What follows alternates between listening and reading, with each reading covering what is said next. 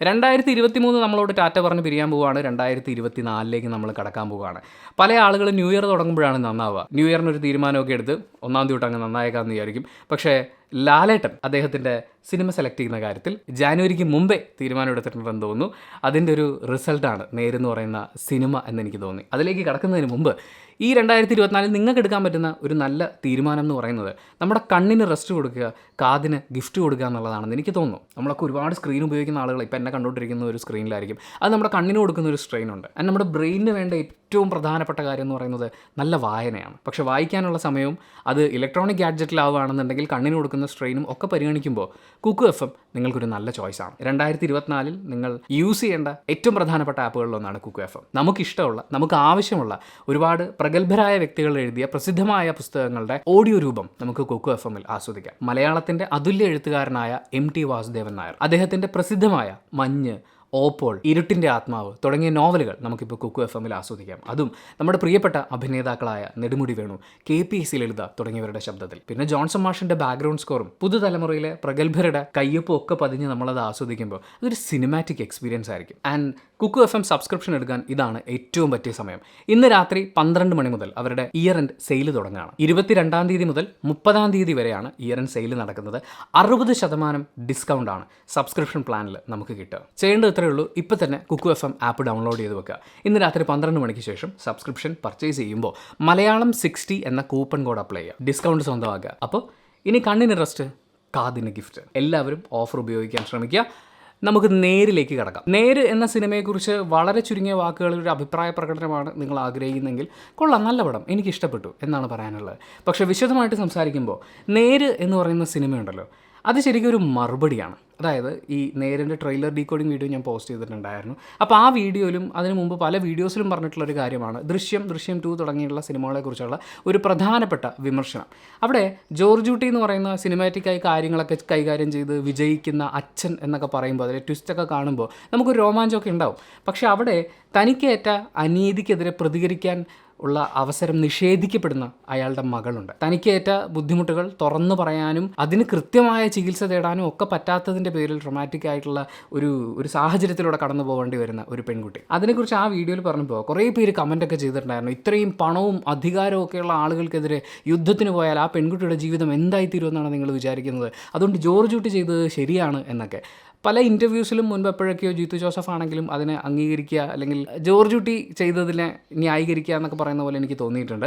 പക്ഷേ ഈ സിനിമയാണ് ആ കമൻറ്റുകൾക്കുള്ള ഏറ്റവും നല്ല മറുപടി. അതും ജിത്തു ജോസഫ് തന്നെ ഒരുക്കി എന്നുള്ളത് എനിക്ക് തോന്നുന്നു കാലം അദ്ദേഹത്തിൽ ഉണ്ടാക്കിയിട്ടുള്ള മാറ്റങ്ങളായിരിക്കാം, ചിന്തകളിൽ ഉണ്ടാക്കിയിട്ടുള്ള മാറ്റമായിരിക്കാം, അല്ലെങ്കിൽ അദ്ദേഹം എന്നും കാണുന്ന അദ്ദേഹത്തിൻ്റെ തൊട്ടടുത്ത ജനറേഷനിലുള്ള ആളുകൾ അവരിൽ നിന്ന് കിട്ടുന്ന മാറ്റത്തിൻ്റെ ഒരു മരുന്നിൻ്റെ ഭാഗമായിട്ടായിരിക്കാം. ഓപ്പോസിറ്റ് നിൽക്കുന്ന ആളുകൾ എത്ര കരുത്തരാണെങ്കിലും, എത്ര പണമുള്ളവരാണെങ്കിലും, എത്ര സ്വാധീനമുള്ളവരാണെങ്കിലും നമ്മൾ പോരാടുക എന്നുള്ളത് അത് നമ്മുടെ അവകാശമാണ്. അതിനാണ് നമുക്കിവിടെ ഒരു സിസ്റ്റം ഉള്ളത്.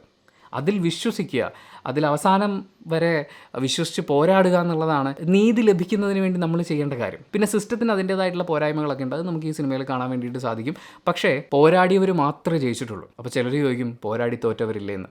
തോറ്റു എന്ന് സ്വയം സമ്മതിക്കുന്നിടത്താണ് പോരാടിയവരൊക്കെ തോക്കുന്നത്. തോറ്റു എന്ന ബോധം ഉള്ളിലേക്ക് ആവാഹിക്കാതെ വീണ്ടും വീണ്ടും ജയിക്കാൻ ശ്രമിച്ചുകൊണ്ടിരിക്കുന്ന ആളുകൾ തോറ്റിട്ടില്ല. ദൃശ്യത്തിലെ ജോർജ് കുട്ടിയിൽ നിന്ന് നേരിലെ മുഹമ്മദിലേക്ക് വരുമ്പോൾ ജിത്തു ജോസഫ് എന്ന് പറയുന്ന സ്ക്രിപ്റ്റ് റൈറ്റർ, അദ്ദേഹത്തിനൊപ്പം കോ റൈറ്ററായിട്ട് ശാന്തി എന്ന അഡ്വക്കേറ്റും അഭിനേത്രിയായിട്ടുള്ള ആൾ കൂടിയുണ്ട്. ഒരു വളരെ പോസിറ്റീവായിട്ടുള്ള മാറ്റം നമുക്കിവിടെ കാണാൻ പറ്റും.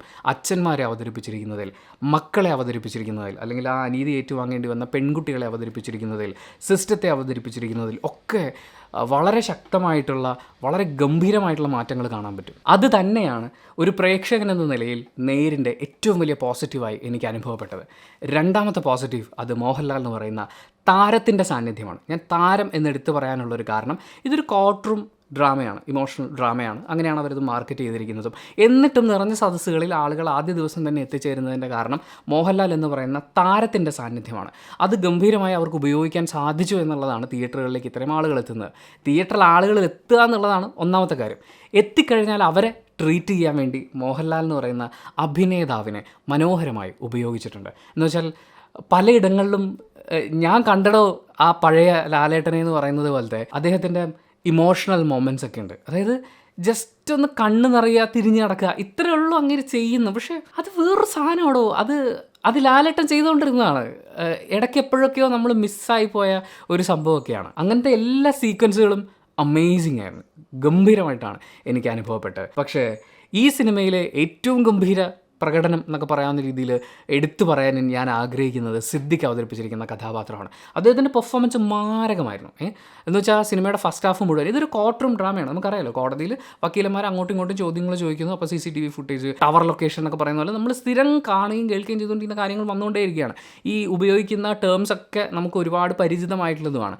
അവിടെ ഈ എക്സ്പ്രഷൻ വൈസ് വോയിസ് മോഡുലേഷനൊക്കെ കൊണ്ട് ഓപ്പോസിറ്റ് നിൽക്കുന്ന ആളെ ആ മുൾമുനയിലേക്ക് കൊണ്ടുവരിക എന്നൊക്കെ പറയില്ലേ, അയ്യോ അത് സിദ്ദിഖ് സാർ പൊളിച്ചിട്ടുണ്ട്.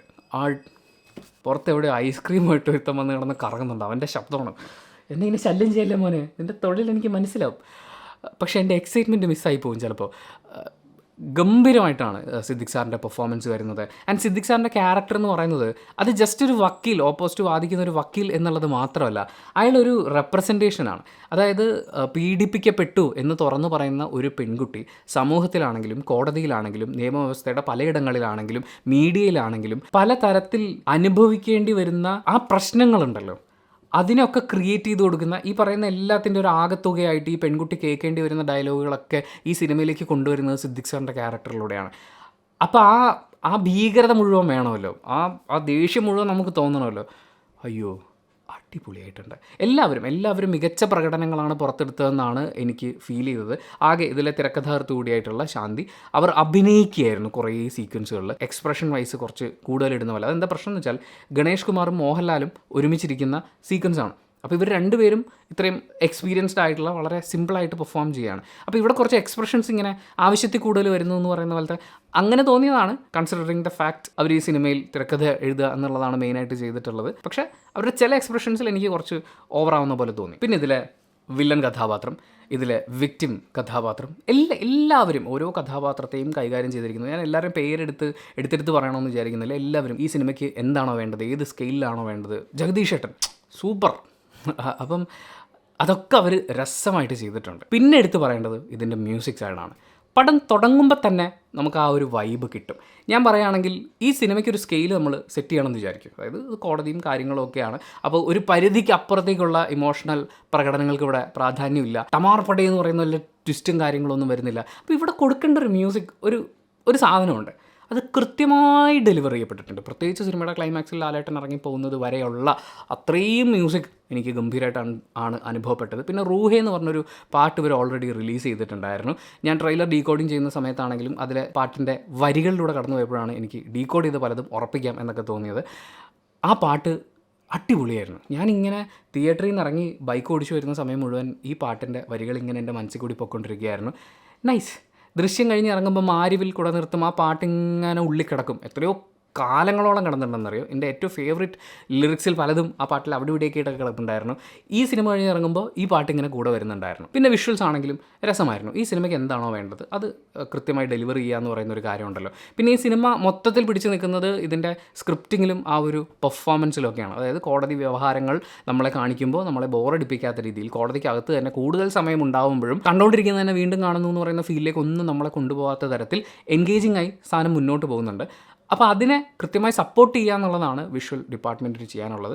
അത് രസമായിട്ട് ഡെലിവർ ചെയ്തിട്ടുണ്ട്. പിന്നെ കഥയിലേക്കും കാര്യങ്ങളിലേക്കൊക്കെ കടക്കുകയാണെന്നുണ്ടെങ്കിൽ ദൃശ്യത്തിൻ്റെ പോലെയൊക്കെ തന്നെയുള്ള ഒരു സംഭവമാണ്. അധികാരവും സമ്പത്തും ഒക്കെയുള്ള ഒരു കുടുംബത്തിലെ യുവാവ് ഒരു സാധാരണക്കാരൻ്റെ വീട്ടിലെ പെൺകുട്ടിയെ മോശമായി ട്രീറ്റ് ചെയ്ത് കഴിഞ്ഞാൽ അതിനുശേഷം ഉണ്ടാകുന്ന ചില കാര്യങ്ങൾ. പിന്നെ ദൃശ്യത്തിൽ നിന്ന് ഡിഫറെൻ്റ് ആയിട്ട് ഇവിടെ വരുന്നത് ഇവിടെ കോടതിയിലാണ് കൂടുതൽ കാര്യങ്ങൾ നടക്കുന്നത്. പിന്നെ ഒരു സീൻ എനിക്ക് ശരിക്കും ദൃശ്യം അടിച്ചു. അതായത് ദൃശ്യത്തിലെ അതേ രംഗം ഇങ്ങനെ എടുത്തു വെക്കുന്ന പോലെ അവർ തിരിച്ചും മറിച്ചും ചോദിക്കും എന്നൊക്കെ പറയുന്ന പോലത്തെ അതിനോട് വളരെ സിമിലർ ആയിട്ടുള്ളൊരു രംഗം സിനിമയിൽ വന്നിട്ടുണ്ടായിരുന്നു.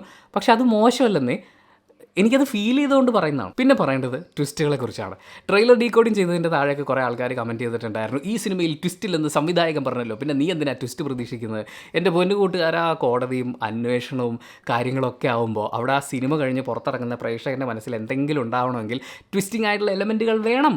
അതില്ലാത്തൊരു പടം ഇറക്കുക എന്ന് പറഞ്ഞു കഴിഞ്ഞാൽ എനിക്കറിയില്ല നിങ്ങൾ എന്ത് പടമാണ് ഉദ്ദേശിക്കുന്നത്. ജിത്തു ജോസഫ് അങ്ങനെയൊക്കെ പറയും. ഇവർ ഈ സിനിമ ഇറങ്ങുന്നതിന് മുമ്പ് ഇതിൻ്റെ ഒരു ഹൈപ്പ് കുറയ്ക്കുക എന്നുള്ളൊരു ഉദ്ദേശത്തിൽ ഇപ്പോൾ ദൃശ്യം പ്രതീക്ഷിച്ച് പോവുക, അല്ലെങ്കിൽ മറ്റൊരു ആക്ഷൻ സിനിമയൊക്കെ പ്രതീക്ഷിച്ച് പോവുക, അങ്ങനത്തെ ഒരു ലെവലിലേക്കൊന്നും പോകാതിരിക്കാൻ വേണ്ടി ഇതൊരു കൊച്ചു സിനിമയാണ്, ഇതൊരു കോർട്ട് റൂം ഡ്രാമയാണ്, ഇവിടെ ഇമോഷൻസിനാണ് ഇമ്പോർട്ടൻസ് എന്നൊക്കെ പറയുന്നത്. അവർ നുണയൊന്നും പറഞ്ഞിട്ടില്ല. പക്ഷേ പറഞ്ഞ് ആ സിനിമയുടെ സ്കെയിൽ അവർ കുറയ്ക്കുകയാണ് പല ഇൻ്റർവ്യൂസിലും ചെയ്തിട്ടുള്ളത്. അതവർ ചെയ്യും, അതവരുടെ നീഡാണ് എന്നും കരുതി നമ്മളൊക്കെ സിനിമ കാണുന്ന ആളുകളല്ലേ, നമുക്കറിയില്ല ഇങ്ങനെ ഒരു സിനിമ വരുമ്പോൾ ഇതിൽ ഇന്ന കാര്യങ്ങൾ അവർ ശ്രമിച്ചിട്ടുണ്ടാവുന്നു. ഈ സിനിമയിൽ അങ്ങനെ ട്വിസ്റ്റിംഗ് ആയിട്ടുള്ള പല കാര്യങ്ങളും ഉണ്ടായിരുന്നു. പലതും എന്നെ സംബന്ധിച്ച് പ്രഡിക്റ്റബിൾ ആയിരുന്നു. നിങ്ങൾ ട്രെയിലർ ഡീകോഡിംഗ് വീഡിയോ കണ്ടിട്ടുണ്ടെങ്കിൽ, ഇപ്പം ഞാൻ പറയുകയാണെങ്കിൽ നിങ്ങൾ സിനിമ കണ്ടതിന് ശേഷം മാത്രം ട്രെയിലർ ഡീകോഡിംഗ് കാണുക. അപ്പോഴാണ് ഞാൻ ചെയ്തതിൽ എന്തെങ്കിലും ഉണ്ടോ ഇല്ലയോ എന്നുള്ളത് നിങ്ങൾക്ക് ജഡ്ജ് ചെയ്യാൻ പറ്റുള്ളൂ. അല്ലെങ്കിൽ ചുമ്മാ ഒരു വീഡിയോ കാണുന്ന പോലെ ആയിപ്പോൾ സിനിമ കണ്ടതിന് ശേഷം നിങ്ങൾ ട്രെയിലർ ഡീകോഡിംഗ് കണ്ടോളൂ. അതൊക്കെ അതിലെ ട്വിസ്റ്റുകളും കാര്യങ്ങളൊക്കെ എന്നെ സംബന്ധിച്ച് വളരെ പ്രഡിക്റ്റബിൾ ആയിരുന്നു. പക്ഷേ പ്രഡിക്റ്റ് ചെയ്തിട്ടിരുന്ന് കണ്ടിട്ട് പോലും എനിക്കതൊക്കെ ഇഷ്ടപ്പെട്ടു. അതൊക്കെ വർക്ക് ആവുന്ന തരത്തിലാണ്. അപ്പോൾ ഒട്ടും പ്രതീക്ഷിക്കാതെ പോകുന്ന ഒരാളെ സംബന്ധിച്ച് അതൊക്കെ വളരെ ത്രില്ലിംഗ് ആയിരിക്കും. ആകെ മൊത്തത്തിൽ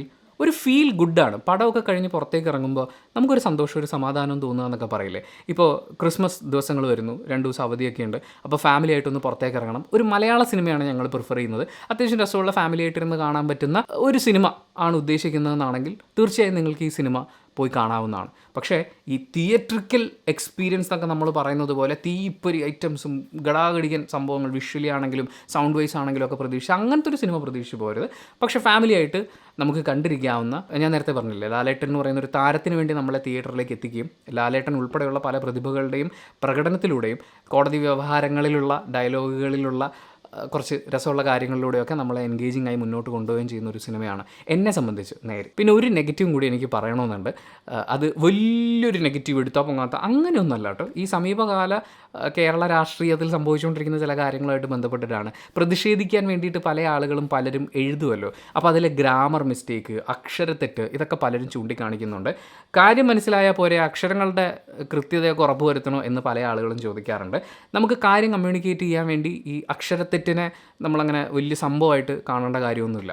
പക്ഷേ ഒരു ഭാഷയുടെ നിലനിൽപ്പിന് നമ്മൾ അക്ഷരത്തെറ്റുകൾ പരിഗണിക്കണം. അറ്റ്ലീസ്റ്റ് നമ്മൾ സ്ഥിരം ഉപയോഗിക്കുന്ന ചില വാക്കുകളിലെങ്കിലും അത്ര ഗുരുതരമായ തെറ്റുകൾ വരാതിരിക്കാൻ വേണ്ടിയിട്ട് ശ്രമിക്കണം. ഈ സിനിമയിൽ തെറ്റിദ്ധരിപ്പിക്കുക, അതായത് ന്യൂസ് റിപ്പോർട്ടും കാര്യങ്ങളൊക്കെ കാണിക്കുന്നുണ്ട്. അപ്പോൾ തെറ്റിദ്ധരിപ്പിക്കുക എന്നൊക്കെ പറയുന്ന ഒരു കാര്യത്തിൽ തെറ്റുധരിക്കുക എന്ന് എഴുതി വെച്ചിട്ടുണ്ടായിരുന്നു. അത് എന്നെ സംബന്ധിച്ച് നമ്മൾ ഈ മലയാള ഭാഷയോടുള്ള സ്നേഹക്കൂടുതലൊക്കെ കൊണ്ടായിരിക്കും അങ്ങനെ ഒരു അക്ഷരത്തെറ്റ് ഒരു മെയിൻ സ്ട്രീം മീഡിയയിൽ വരില്ല. പിന്നെ ഇത്രയധികം എഡിറ്റിങ്ങും കാര്യങ്ങളും ഒക്കെയുള്ള ഒരു സിനിമയിൽ എന്തായാലും അവർ ഒരുപാട് തവണ കണ്ടിട്ടൊക്കെ ഉണ്ടാവുമല്ലോ. അപ്പോൾ അങ്ങനെ ഒരു സിനിമയിൽ ഇത്രയും സില്ലി ആയിട്ടുള്ള ഒരു മിസ്റ്റേക്ക് അവർക്കൊന്ന് ശ്രദ്ധിക്കാമായിരുന്നു എന്ന് എനിക്ക് തോന്നി. ഇതത്രേ ഉള്ളൂ. അതൊന്നും നിങ്ങളെ ബാധിക്കുന്ന കാര്യമല്ല. എന്നിലെ മലയാള സ്നേഹി പെട്ടെന്ന് ഉണർന്നതാണ്. അപ്പോൾ എനിക്കിഷ്ടപ്പെട്ടു. നിങ്ങളുടെ അഭിപ്രായം എന്താണ്? ചിലപ്പോൾ നിങ്ങളുടെ അഭിപ്രായം നേരെ ഓപ്പോസിറ്റ് ആയിരിക്കും, ചിലപ്പം എന്നേക്കാൾ ഭീകരമായിട്ട് ഇഷ്ടപ്പെട്ടതായിരിക്കും. അത് കമൻറ്റ് ബോക്സിൽ രേഖപ്പെടുത്തുകയാണെങ്കിൽ കമൻറ്റ് ബോക്സ് നോക്കിയിട്ട് സിനിമയ്ക്ക് പോകണോ വേണ്ടോ തീരുമാനിക്കുന്ന ആളുകൾക്ക് അതൊരു വലിയ സഹായമായിരിക്കും. അപ്പോൾ thank you so much for watching this video. Video ഇഷ്ടപ്പെട്ടാൽ ലൈക്ക് ചെയ്യുക, കമൻറ്റ് ചെയ്യുക, ഷെയർ ചെയ്യുക, സബ്സ്ക്രൈബ് ചെയ്യുന്ന കാര്യം പരിഗണിക്കുക.